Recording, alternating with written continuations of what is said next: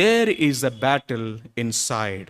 Who is your enemy అంటే నాలో ఉన్న పాప స్వభావము, దానితో నేను పోరాడుతూ ఉన్నాను.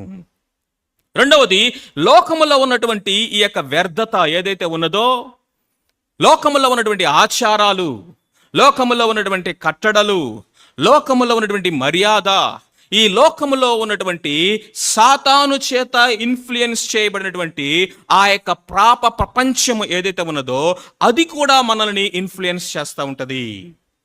పియర్ ప్రెషర్స్ అనేవి బయట నుంచి, అందరూ అలా చేస్తున్నారు కాబట్టి మనం కూడా అలాగ చేద్దాము.